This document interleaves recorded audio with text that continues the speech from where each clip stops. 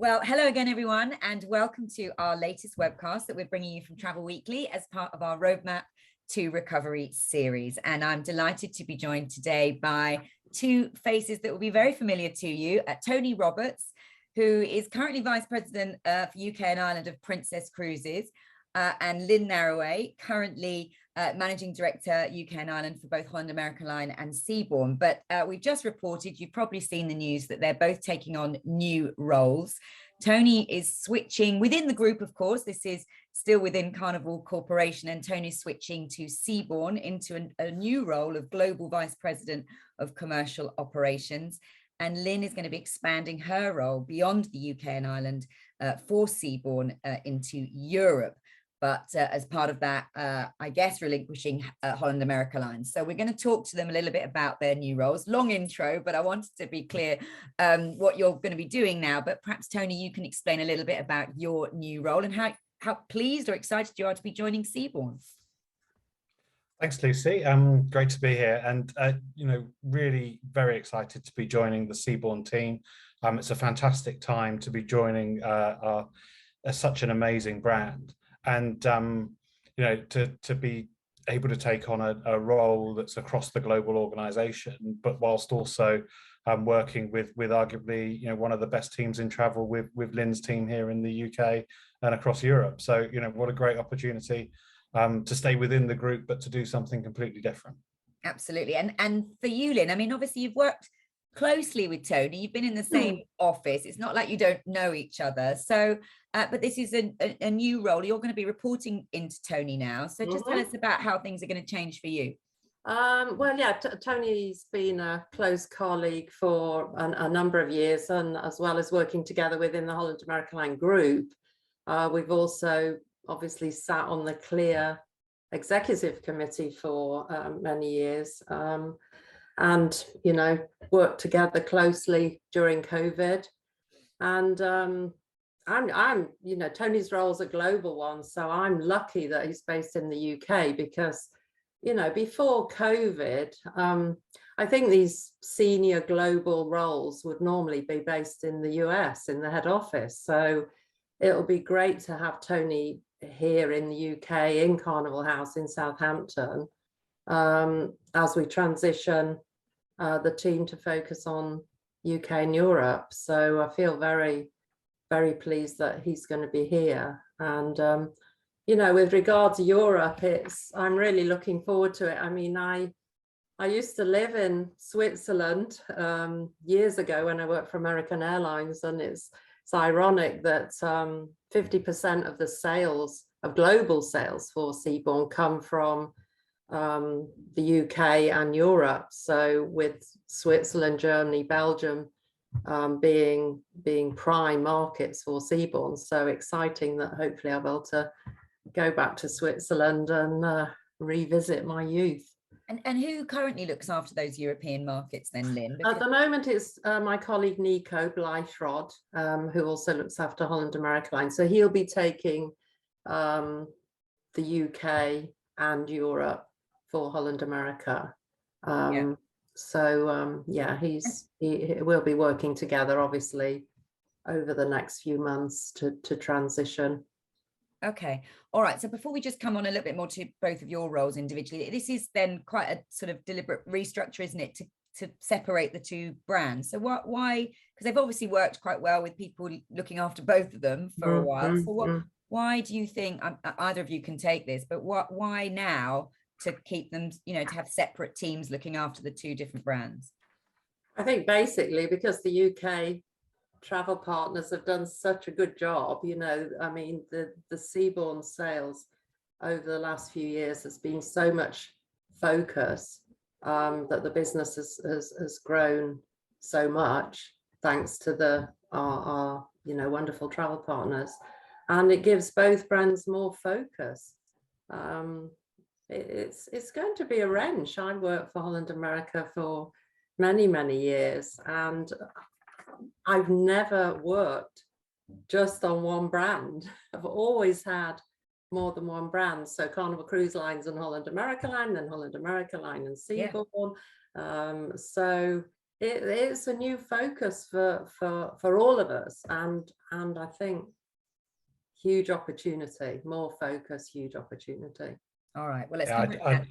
Go on, I'd agree Tony. with Lynn though, Lucy. I think, you know, Lynn's uh, Lynn's done an amazing job at growing the Seabourn brand in the UK, and it's, as Lynn mentions, it's one of the, you know, the biggest global markets for Seabourn, and we really want to take some of that best practice that Lynn's had here and continue to grow the UK and then expand that into Europe, because it's such an important market for the brand. The whole European market is hugely strong for Seabourn, but we've got extensive growth plans over the next few years. So to have Lynn leading that growth across, you know, our two major markets of the UK and Europe is a great step forward for us. And again, as Lynn said, it's a huge opportunity for our trade partners as well to continue to grow their business with us.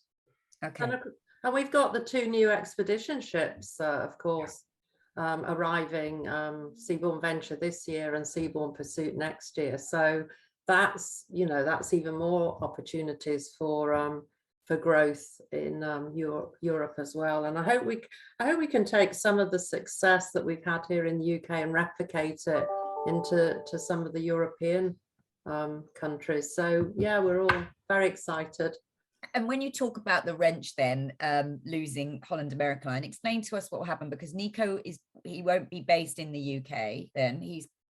He's going to look after UK sales for Holland America Line, but they are presumably not as strong in the UK for Holland America Line as you're talking about they are for Seabourn. So what happens to Wendy, for example, and the team here that have been working on Holland America Line?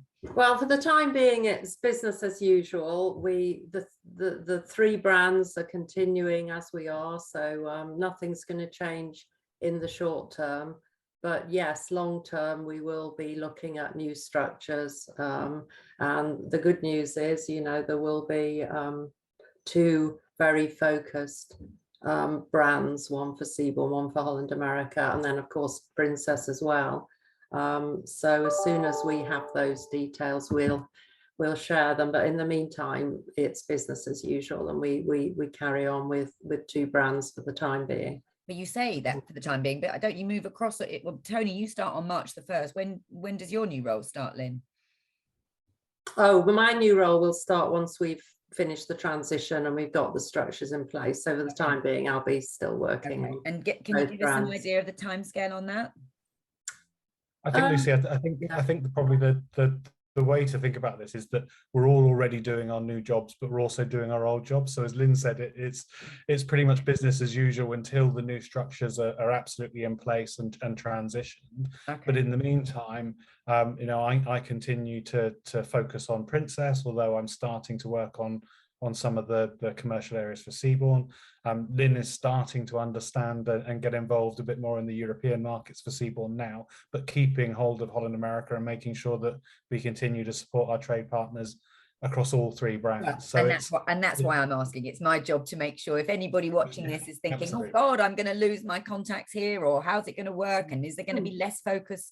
If they're perhaps a really big Holland America Line seller, you know, are they going to have as much support going forward? I guess I'm just asking those questions that agents might be thinking about. No, they're really good questions, and absolutely no question, we will still be supporting all our partners for both brands. And you know, we've got lots of projects coming up over the next few months, and they will continue as they did before. So no worries there. Okay, all right. And then we should just mention Princess, because you've done a great job, Tony, leading the brand here for Princess. You've been, you know, lots of profile, speaking opportunities, big at Clear and everything. So big shoes to fill there. What's the situation with finding a successor for you? So we're working on that at the moment, Lucy. We've started a bit of a selection and recruitment process. Very keen to, you know, as we've already mentioned, to get that right and to find the right person to move into the team. It's you know, the Princess team, I'm very fortunate to have a hugely strong team at Princess in the UK and Europe, and that's why we're so confident that we can continue with business as usual as we make these transitions. And yeah, the search process is underway to find someone internal or external as well. So we've not advertised the role externally. We think there is talent within the business, but that doesn't mean that there won't be external people, I think, that express an interest. Oh, I'm over sure the there will coming be. week. Yeah, we're very keen to find the right person to join the team, and it's been, I think Princess has come out of the pandemic in a position of relative strength, and we want to make sure that we continue that. And as Lynn said, all three brands will continue to be well served. And Jan Swartz has been very clear with both Lynn and I and everyone across the Holland America Group organization that we continue to make sure that everyone gets continues to be well looked after from a trade perspective, and we continue the momentum that we've built up over the recent months. Of course. All right. Well, you mentioned there that there's some exciting things happening, obviously, at Seabourn. We've got Venture and Pursuit. Lynn, you mentioned the 2 expedition vessels. Yeah. But obviously, Venture's been delayed again, which is a shame, due to enter service in April, not now till July. Yeah. Presumably, some agents had customers booked on those first sailings. So tell us what's been the reaction or the nothing but understanding, really. I mean, the shipyards have suffered with COVID just like everybody else has, so it's not surprising that the shipyards, there's been some delay there. But this is just literally global supply chain. Yeah, absolutely. To get the right parts or whatever they needed. Absolutely, everything slowed down, I think. But we're still delighted the ship will be in London in July, July 15th, and the inaugural sailing from the 17th. So hopefully opportunity for our partners to be on board. That's the plan. As soon as we have more details, it's hard to plan when you're waiting for the shipyard to give you the actual dates, but that's looking good now. And of course, tomorrow, Saturday the 19th, we have our Seabourn Encore back in service, sailing from Lisbon with Sir Tim Rice on board and Kerry Ellis and Lord Michael Howard. And we're launching the Kings on board, our brand new group. Will be singing from tomorrow. So yes, lots of things to look forward to, and that's what we need to do. I feel we are moving forward. Things are looking brighter. More ships are coming back. We'll have Sojourn back in May, and Quest. So then we've got all 5 ships sailing again. Then the Venture coming, and the fact that Pursuit is coming, Pursuit's next year, February, and is that next still year the date that you're targeting? Because it's then quite a short period, isn't it? No, she'll be pushed back a little bit as well because of Venture. Right. Their first sailing, I think, is not till April the 4th. Is that right? Yeah. So is that now? So yes, that may move again, but we're just focusing on Venture at the moment because that's obviously the big news for this year. Yeah, absolutely. And 2020 started well. Started really well for Seabourn, and our guests and our partners have been just so resilient at staying with us, rebooking and rebooking again. So things are looking good. So we're excited for the Canaries cruises. The captain was on the call last night, David Bathgate. He's the captain of the Seabourn Encore. He lives in the New Forest, and he's Scottish actually. So it was great to see him on the screen with ready. It feels like things are getting back to normal. Absolutely. I want to talk about just trading and how things are going in a minute, but just to bring you in again, Tony, like the fact that you've moved across there, and it's a new role they've created for you, isn't it? Your role. And what are we to read into that then? Are we going to see even more growth from Seabourn? I mean, Lynn's talking about all the ships being back, but and we've a lot of focus on your expedition ships because that's been really in vogue, hasn't it? People have been very excited about expedition cruising, but are we likely to see more ships down the line? What else have you got planned? Well, I think at the moment, obviously, we're talking about the 2 new expedition ships, and that represents significant growth in the brand. And as you say, Lucy, it's a new, it's a step away from Seabourn's ocean fleet and into these purpose-built expedition ships, which is hugely exciting. And Yeah, it's a real opportunity to drive growth in this ultra luxury sector. I think the Seabourn's a very, very successful brand, and we do have plans to continue to grow into the future. And the reason that that we've put in place this new commercial role and are investing in markets in terms of growing the brand is really demonstrating the strength and the future plans for the brand. I'm not ready to talk about new ships and things into the future, of course, other than those that we've already announced. But I think there's a huge opportunity within the UK market and with the European market to have just sustained growth with Seabourn over the coming years. Yeah, and why do you think you say the UK market is the second largest for Seabourn and that agents have really got behind it? Why have they taken Seabourn to heart, and they've found, because it's not a huge fleet, is it? And what used to be quite a sort of small niche brand. I mean, maybe I'm just playing into your hands. Lynn's obviously just done a cracking job. That's part of it. But, why do you think Brits love Seabourn?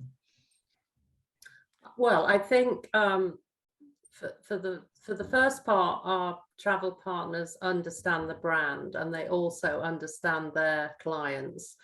And, they very much align with the luxury traveler and the luxury market. And you've seen how we've partnered with luxury brands over the years, with everything we've done, not only on the ships, with Thomas Keller, with Molton Brown, but with UNESCO. And I think we've done a lot of work with our partners on their databases and segmentation and looking at the luxury market as a whole. So, Seabourn sits in the luxury travel market as well as having a foot in the cruise sector as well. So a lot of work being done on that. And is that, sorry, Lynn, just to ask, that's quite interesting point you make then. Do you think Seabourn does a good job at attracting non-cruisers into cruise? So luxury travelers into cruise? It does, yes, absolutely. So there are two things. We have a very, very loyal Seabourn guest database. Our loyalty program is very strong, and we have a lot of loyal guests, and that's been great during COVID because they have booked, rebooked, booked again, rebooked, and they still with us. And there's a huge number of our Diamond Elite guests on the ship tomorrow. They want to be there back, first ones back on the Encore as we return that ship to service.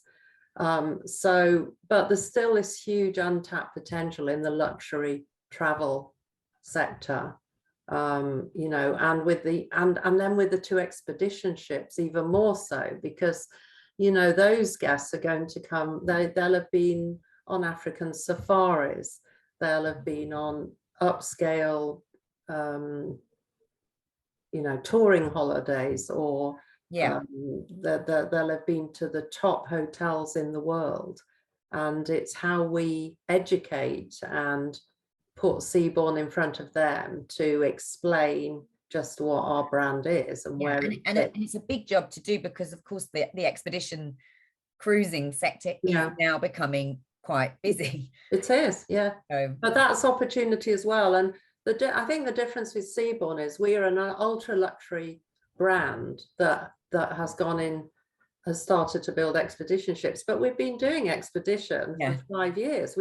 There's the Seabourn Quest has been going down to Antarctica for many years. So this gives us even more opportunity. And that ship is just amazing. So I can't wait to show her off in July, with our partners. And we have some very talented partners, and they understand that it is a different market. And that's why working with Aspire and everything that we do with Clear and with you is so important to us, because it gives us the profile and we've done webinars, so many webinars, like you were saying earlier about how many interviews we've done. I mean, we've done so many webinars just to keep people really, because I think with quite a few agents who've either been hibernating Yeah, or had to move yeah, out of the industry and yeah, might be now coming back. Obviously, I think the training piece is going to be really, yeah. really important And going forward. I think in a funny way,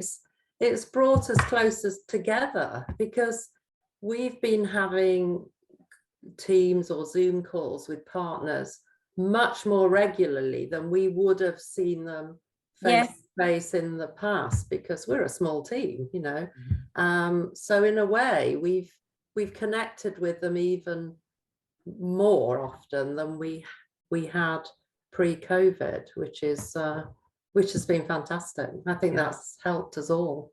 All right. Well, let's just finish on trading. Just you said that, you know, they've been very loyal, so you've probably got lots of customers who've booked and rebooked. But how about new business? What are you seeing, particularly in the last 3 or 4 weeks or so, since restrictions have been starting to be lifted? Have you seen an uptick at all? Yes, I mean, we're seeing Europe, obviously. So we have seen a shorter in booking window, which is understandable. And the Canary Islands cruises, which, as I say, start tomorrow, the travel partners have been amazing. I mean, they've practically filled that Seabourn Encore for us with the Europe office as well. The Europe office have done an amazing job as well, with the Dutch, the Germans, the Swiss, the Scandinavians. So it's going to be a very international few sailings on the Canaries. And then, of course, the UK is a very strong market for the Europe ships as well. So yeah, we're continuing marketing those Europe ships. And then, of course, I have to talk about Barbados, because we have the Odyssey in Barbados in the winter, and the UK are fantastic. Brits love Barbados. They love Barbados, and that's been very successful as well. That was one of the first ships back, the Odyssey and the Ovation, last July. All right. I think Okay. it's huge strength from a UK market, I think, is what you continue to hear, Lucy. And you know, my perspective coming into the Seabourn team is that everything I hear about our UK trade partners, and everything I hear from a global perspective in terms of Seabourn, is that the UK really has been leading the charge out of the pandemic and to that return to service and recovery. So, you know, full credit to Lynn and to the whole team in the UK for really driving that across the whole global corporation. I just haven't heard nothing but good things about Tony, what are you doing. going to do? If she's doing so well, what are you going to do? I'm what just are you jumping on the gravy chain, Lucy. You know, you're just going to be like, you know, basking in the glory. You know, Lynn's doing brilliantly, and you're going to look great. He's got global in his title, though. That's right. This is it's a global role, so we need to make sure that we've got all the major markets delivering. So it is, but it's as Lynn said, the pandemic has kind of made our global business work closer together, as well as how we work with the trade. And I think previously it would have, you might not have expected to have a global row based in Europe. But actually the way that we work across the corporation now is that we've somehow made the world smaller through the pandemic, and not being able to travel between offices and so on. And that collaboration, I think, is definitely a strength for the future, and has given us an opportunity to take what's been successful here and to work through some of that in other parts of the world as well. Yeah, well, I'm delighted you're staying here, Tony, as I know Lynn is. I'm sure you're gonna have to do a bit of travel and back and forth to the States, but we're going to see a lot of you still here. And same with you, Lynn. I know you're going to be all around Switzerland and Austria and Holland, but I hope we still get to see lots of both of you in the UK, because it's. I start traveling tomorrow, Lucy. I'm heading down to the Encore in Lisbon for my first sailing experience with Seabourn. So it's going to be my return to service. What have you told him, Lynn? I've told him what to pack, don't worry. Yeah. Oh God, have you had to change your whole wardrobe now, Tony? You've had to go a bit posh. A whole different attire. All right, well, you're learning from the best. Lynn's one of the best dressed in travel. So all right, well, it's great to speak to you both. Really pleased for you both, and we look forward to sort of, I'm sure the agents will get behind you in your new roles and continue, and we look forward to hearing what else comes out of the restructure as well, because we should let people know as soon as we can. Thanks, Lucy. All right, take care. Bye-bye. Bye.